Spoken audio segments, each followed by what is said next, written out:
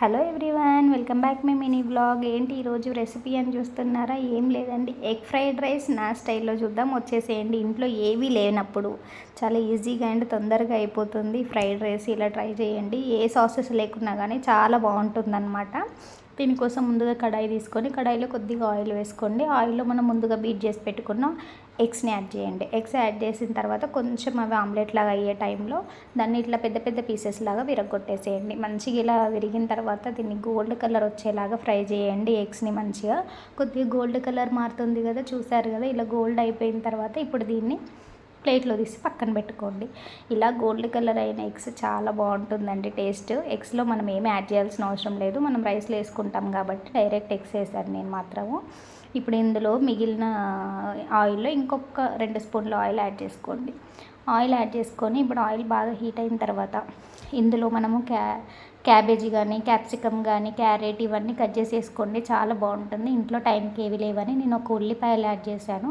మీ దగ్గర ఉంటే పచ్చిమిర్చి, ఉల్లిపాయలు, క్యాప్సికమ్, క్యాబేజీ ఇవన్నీ యాడ్ చేసుకోండి. చాలా బాగుంటుంది.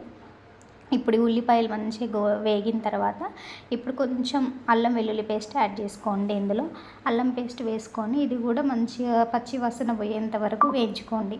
పచ్చి వాసన అంతా పోయిన తర్వాత ఇప్పుడు ఇందులోకి 1 స్పూన్ పసుపు యాడ్ చేసుకోండి. పసుపు కూడా కొంచెం కలిసేలా కలిపేసేయండి. ఇదంతా కలిసిపోయిన తర్వాత మనం ముందుగా ఉడికించి పెట్టుకున్న రైస్ని కూడా తీసుకొని ఇందులో యాడ్ చేసుకోవాలి. రైస్ అంతా యాడ్ చేసుకున్న తర్వాత ఇప్పుడు ఇందులోకి మనం ఉప్పు, అలాగే కొంచెం చాట్ మసాలా, కొద్దిగా ఎగ్ మసాలా కూడా యాడ్ చేసుకోండి. 1 టీ స్పూన్ కారపొడి వేసుకోండి. ఇందులో కారం వేస్తేనే టేస్ట్ చాలా బాగుంటుంది పచ్చిమిర్చి కంటే కూడా. ఇలా కారం ఇవన్నీ యాడ్ చేసుకున్న తర్వాత ఇది మొత్తం మంచిగా కలిసేలా కలుపుకోండి.